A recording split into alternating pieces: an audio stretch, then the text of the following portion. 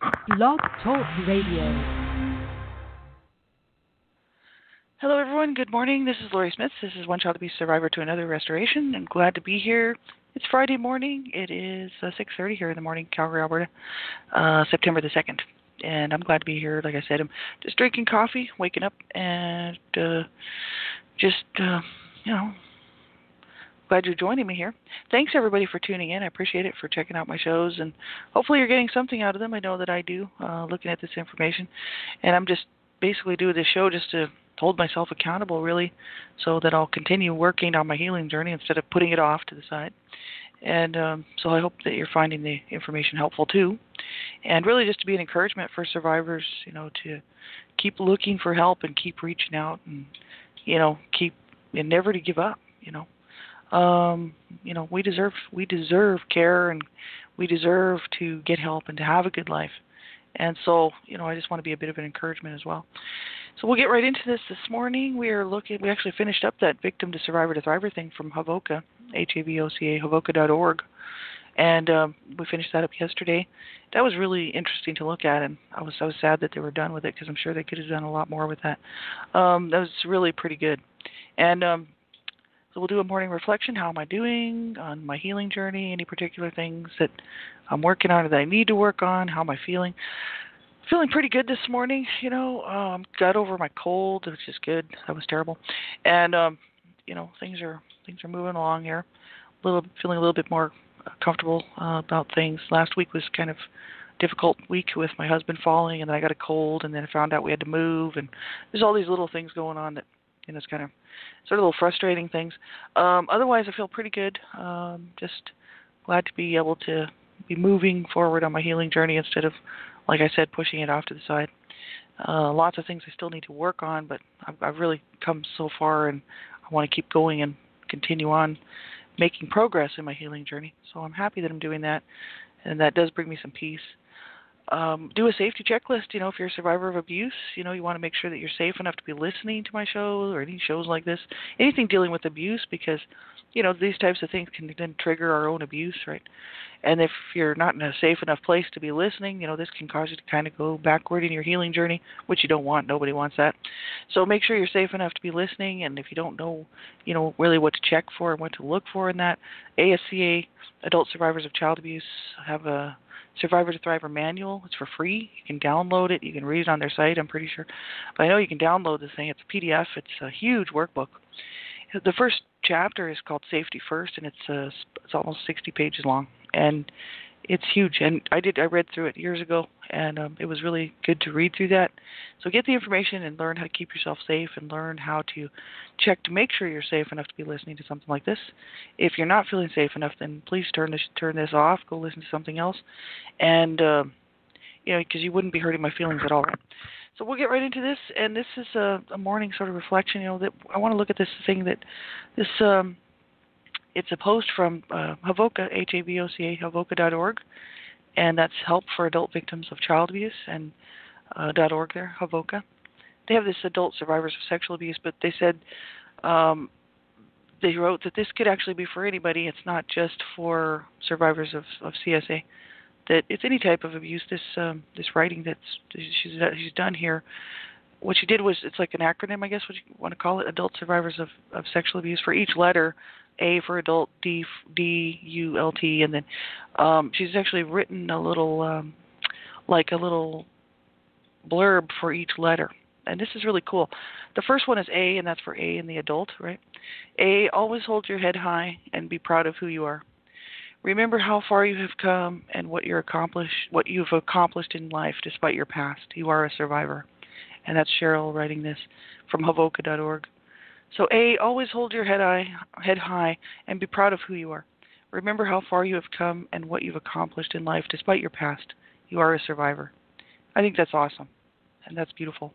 And that's so true. We can hold our heads high and know that, we've come this far and we've done the best we could, and that, we can keep going, keep looking for help, and look at what we've accomplished in life, despite our past, right? And to know, that we're survivors, right? And that's awesome to be able to say that, Because I know, there's so many children. You see the headlines out here who've been abused who don't make it, and that's horrific. It's just horrific. Then there's many that are just end up taking their own lives because of the abuse. So we're survivors. We're survivors. We've come a long way. I think we can be really proud of our accomplishments. I'm not proud of everything that I've done in my lifetime, but I don't think anybody is. They don't have to be an abuse survivor to be in that situation. But we can be happy that we've got as far as we have, and we can be happy with our accomplishments, but that we have done things that we have done that we've accomplished, and I think that's really really important. So that's cool. We'll look at the next one on Tuesday. I'm actually not doing a show Monday because I have a long weekend coming up. It's a holiday, Labor Day weekend here. I don't know if it is in the States. It might be, but up here in Canada, it's Labor Day on Monday. So I'm going to be canceling that show because I'm going to take the actual weekend and get some rest and just kick back. I'm going to read a book, like I said, just totally veg. So I'll be back on Tuesday morning. So we'll pick up the next one Tuesday morning. And I didn't get to do any of the work, like I said yesterday, like breathing work, yoga, anything like that, because I caught a bad cold. And it was terrible. And so I'm just getting better now. Yesterday was really the first day I started feeling better. And so I'll start working on getting back on that. And so I couldn't do any of that, but I'm glad that I'm getting over that cold so I can start again to try to do that stuff. It's very important for me. I need to do it. So that's kind of what's happening there. Havoka, we're looking at this inner child healing information, and that's really the first one was inner child healing, how to begin. The next one was why heal your inner child. That was yesterday. We finished off that one, and now there's a new page that's learning to love ourselves. So this is very important, and I think this particular page that they've written here on their website, you can go and check that out on their website, havoka.org. Learning to love ourselves, very, very important. So we'll look at the first part of this. They said codependence is a dysfunctional defense system that was built in reaction to feeling unlovable and unworthy because our parents were wounded codependents who didn't know how to love themselves. We grew up in environments that were emotionally dishonest, spiritually hostile, and shame-based. And our relationship with ourselves and, in parentheses, and all the different parts of ourselves, emotions, gender, spirit, etc., got twisted and distorted in order to survive in our particular dysfunctional environment. And I mean, this is just, not everybody would have sort of relate to this sort of thing, but many people would. I did a huge study, like I said, on codependency. You can go back through the show pages here. I'm not sure if it's on like page 45 or 46. I've got like over 100 pages worth of shows there, I've done over 1,000 shows, which is just nuts. And I didn't categorize them here, but you can find them on my website if you want to. My website link is on the front on the main page for my blog talk show here, under that website tab at the top, or you can just go to it's author Lori Ann Smith -Tornerup.weebly.com, or you can just type in Lori Smith Born in Hell. That'll come up. And I titled it Born in Hell because I really wanted people to know what it's like for somebody to be born into abuse. I didn't grow up in a home where there was any loving care when I was born, and so I was just born into abuse, and I missed out on all that, any type of nurturing or any type of like soft, tender touch or kindness or empathy, compassion, that sort of thing. I just missed right out of that because I was born into abuse. And so, I don't know any of that. I don't know. Originally, my first memories and all of my first, development of my personality is missing that. I don't have any of that for my foundation, for my roots. I don't have any kindness or compassion or love or anything like that or care. I just have abuse for that. So I just, I wanted people to know what that's like to grow up like that and then to be abused my whole life by my parents until I hit the age where I could have really run away or, just moved out. As an adult, my parents were still very abusive. And until my mother died, and I don't know, I think my dad has already passed on, I'm not sure. But they both were very wounded themselves.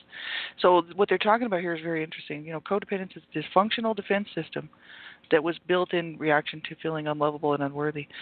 Lots of people are codependent, and they don't even know it.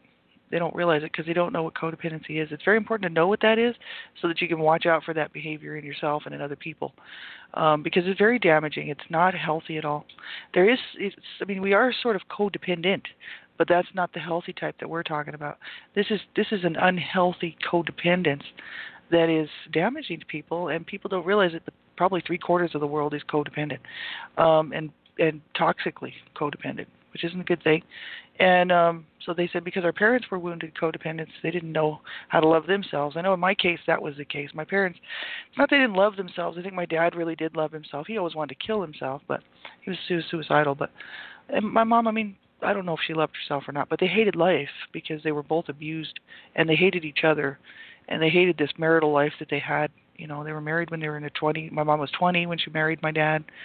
He was 24, she was 20, and the abuse just began before they were even married, and it just continued on through all the way till my mom died, and then, they were just miserable people. So then they said here, that's not everybody's case. This is just my situation. So, but like they're saying, obviously, our abuser, so whoever the abuser was, she's talking about parents here, but not everybody had a parent who abused them. It could have been anybody else, as we know, right? So they said, we may have, they're just talking about people who might have grown up in environments that were emotionally dishonest, spiritually hostile, shame-based.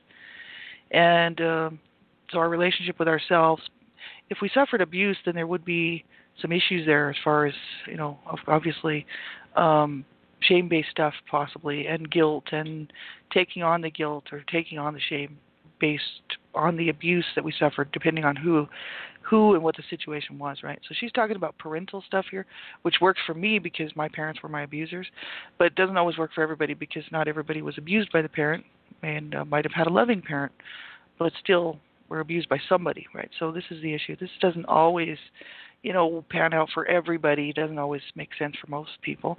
It just works for me on this one because that's the situation for me.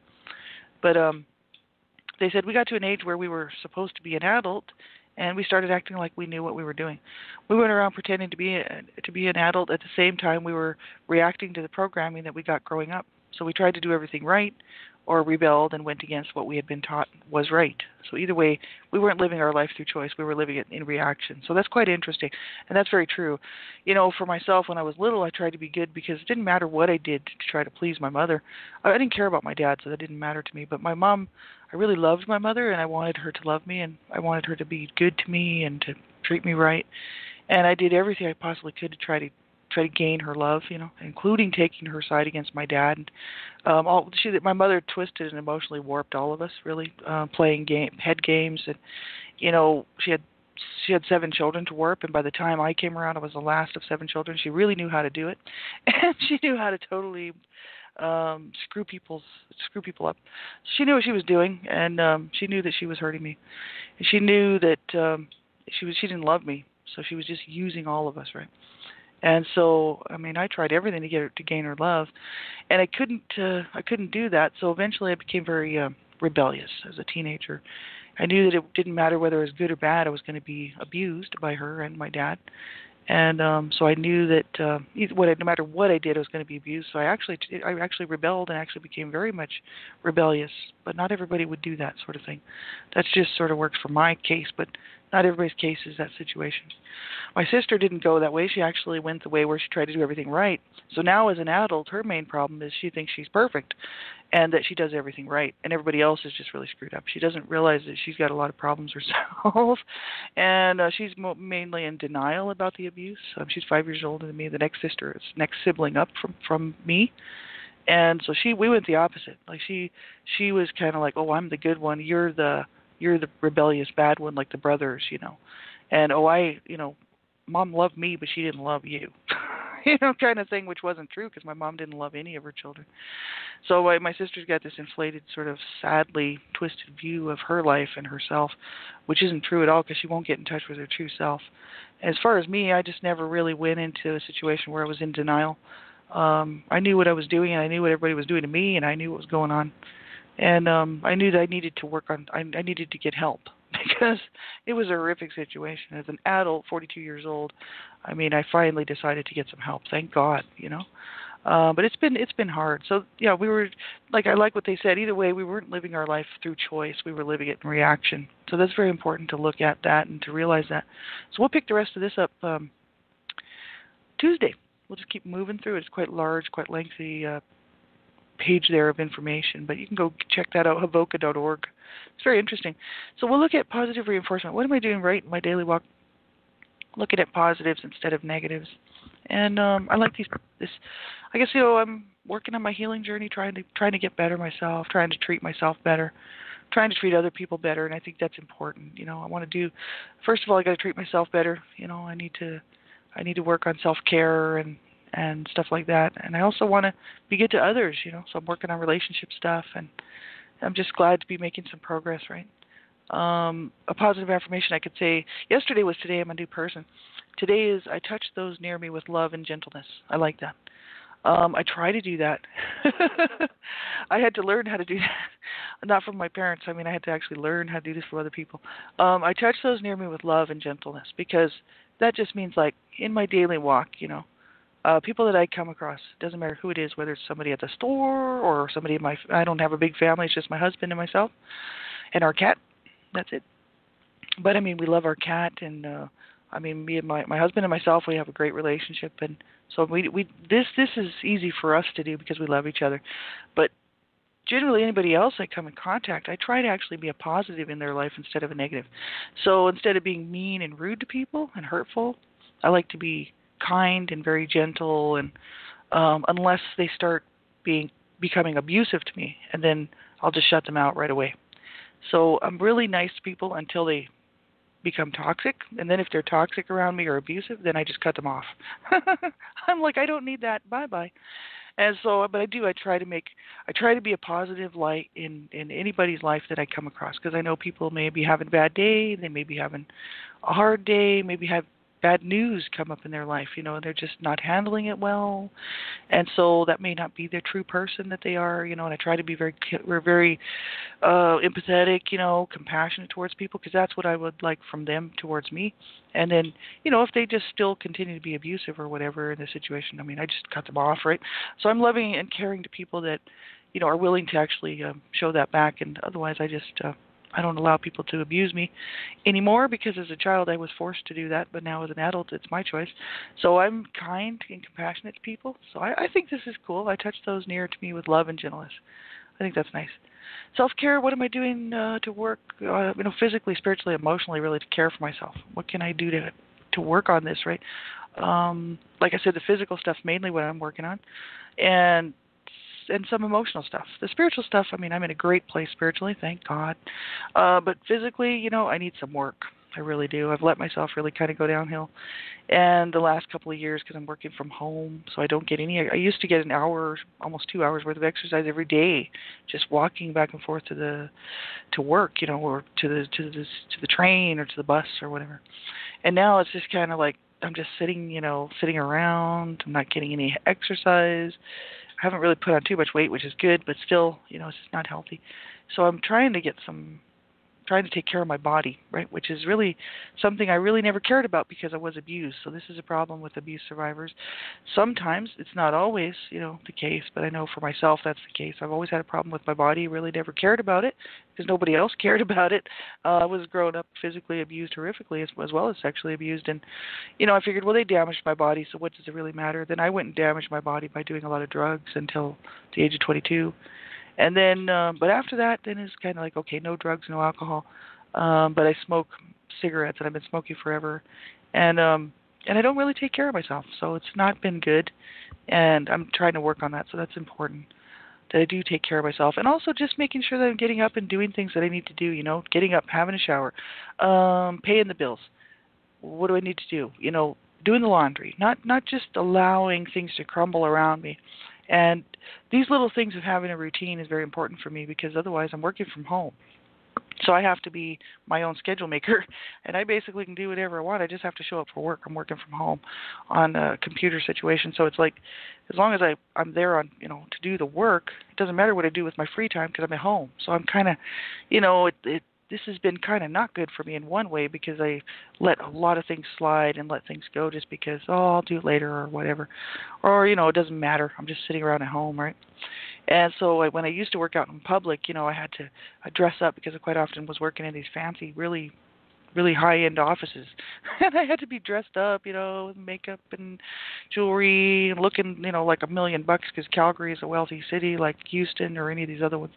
And there's lots of people here with lots of money, so, I got to dress up and put on a face, and it was kind of actually good for me because I was out meeting people, talking to people, and, all dressed up and dolled up, for work, right? So, it's kind of been sort of the last 2 years where I've just been able to sit around and work in my pajamas, which isn't necessarily a good thing. So I've sort of let a lot of things go. So I'm like, okay, I really need to get back on that. But it's been helpful because I need to be here for my husband who's very, very sick. And so I try to be here to help him out. He really can't be on his own for much through the day. Maybe a very small portion of the day, a couple hours, but that's about it. So I need to be here for him. So working from home is really my only option, and I'm thankful to be able to do it. So we'll look at a Survivor's Bill of Rights. This is from Havoka, and they have this. The next one is we have the right in the sphere of specific to the domain of psychotherapy or treatment, like let's say therapy or whatever. We have the right to hire a therapist or counselor as a coach, not boss of your recovery. And that's true. We need to remember that. So, in the domain of psychotherapy or therapy for ourselves as survivors of abuse, we have the right to, they said, to hire a therapist or counselor as coach, not boss of our recovery. So that's very important to know that we have to be in control of our healing journey. I've actually read this several places. If you are looking for a therapist or a counselor, they need to know that you're in charge of your healing journey, not them. And they need to know that you're in charge of your life, because it's not their job to take over our lives. It's their job to help us. And so as a coach, right? Coach or a counselor, not a boss. Dictating, right? Stuff like that. And also we need to find one that works for us. So if you have a therapist or a counselor who's not working for you, it just doesn't seem to be working out, they don't understand you, they may not be able to relate with what you're talking about, it's good to look around and find another one who does, who can work with you and can help you. I've seen that. I've actually talked to so many survivors who have told me that they really had difficulty finding a therapist who could really understand them. And they said they just kept looking and looking and looking until they finally found one that actually did understand where they were coming from. And actually they were on the same page and they could work together, and they really started to make progress in their healing journey. So it's important to know that you have rights, and you have the right, I have the right, to hire a therapist or counselor as a coach, not a boss of my recovery. That's good to know. Personal Bill of Rights. We have rights, man. If we as children being abused, we didn't have very many rights. We didn't have any rights. I mean, I didn't hardly have some. Well, hey, some don't have the right to life. They're just murdered, right? I almost didn't have the right to life because I know my parents wanted to kill me because they tried a couple of times. So, they didn't want. They used to tell me I didn't deserve to be alive, right? So, I mean, we do have rights, and I have a right to be here, and I have a right to get help. Personal Bill of Rights. This is, and so do you. Number 24, this is Charles H. Whitfield, MD, Healing the Child Within. And this is a personal Bill of Rights, and we're on number 24. I have the right to my own personal time and space needs. Isn't that the truth? I have the right to my own personal time and space needs. That's very important because, even if we weren't abused, a lot of people have a problem with that. They just don't know that they have the right to their own personal time and space needs. But especially abuse survivors need to know that I have a right to my own personal time. My personal time's my personal time, and I do have the right to it. I don't have to be mean to people about it. People who might want to commandeer on my time. I always used to tell my husband that. I'd be like, "You're commandeering my time. Like, you're taking up all my time. Like, I need some space to myself." You know what I mean? And because I realized I was getting suffocated in the relationship, and I was like, okay, I need some personal time, man. I really do. I gotta have time to do my thing. And so he's very good, and he's very supportive. He totally understood. He was just like, okay. And I'm like, yeah, I totally do. I need time to be able to process things, through my brain. He knows that I was abused, right? So he knows that I need this time. So, I have certain set times, usually in the morning and really late at night, that I actually do have some time to myself because I need to process. It takes me a while to process things, work through things, and just my time, quiet time, and it's also time that I can do something that I want to do. That has nothing to do with anybody else but me. For instance, read a book, do some study, you know, things like this. I'm working on a bachelor degree right now, bachelor of ministry. I mean, I'm busy trying to do all that, and I mean, I need personal time for that, right, to be able to do that. So he's really, really good to be able to do that for me, and so it's very helpful to have somebody in my life who's willing to do that for me, and we actually deserve that. That is a right that we have. We do have a right to personal time. So I have a right to my own personal time and space needs, and also space. Like we have a right to our own personal space. As a child, my personal space was invaded all the time, and I don't mean by a loving touch. You know what I mean? I mean by physical abuse. Sexual abuse. It was horrific, and I didn't have my own space around my own body at all. Being abused, that's the case for so many people. But I grew up with it all the way through, so it's like physical abuse all the way through until I was 17, and then child sexual abuse was from 8 to 9 years old. So I mean, I just didn't have my personal space for my body was violated my whole life. When I got older, I was like, I was really so angry and hostile towards people. I was like, if anybody touches me, I would threaten to actually do things. I would threaten to hurt them or kill them or any number of things. That's just how I became as a teen and older. As soon as I hit like 20, 21, I actually started to calm down, you know what I mean? But as a young teen or late teens, I was like, anybody touches me, I'm going to kill them, And basically that was just my own self realizing that, it was my right, my body, my right. I can say who touches me, right? Because I was still being physically abused until the age of 17, which is really horrific. But this is the thing. It's, we have a right to our own space and our own personal time. So make sure that you know these things, right? This is very important. I think this is for survivors of abuse. These things may seem really simple for somebody else, but for a survivor of abuse, it's a big deal. And so that's good. And we'll look at, Irving Studios has some coping lists, and that's Irving Studios. Michael C. Irving. He's a psychotherapist. He's a sculptor and a coach and a counselor. He's a survivor of abuse himself, and he created this child abuse survivor monument, which is really cool up here in Canada, in Ontario, Toronto. I think it's near Toronto, or it's in Toronto, Canada. He's got these coping lists, and this one was take care of yourself regularly. He's got these lists. We're on list number 4. What can we do in a crisis? What to do in a crisis? We can have our own crisis list, like who to contact. Phone my therapist, phone a friend if we're having a crisis and can't cope. Right? Breathe deeply. Call my support person. See my support person or sponsor. Remind myself of my location. Get grounded. Remind myself of the time, the date. I used to trigger, and I used to have all kinds of problems with that. And I would actually find like all the blue things in the room or all the orange things in the room, or I would count squares or count geometrical figures in the room if I could see anything that was like. I actually was doing this as a child, actually.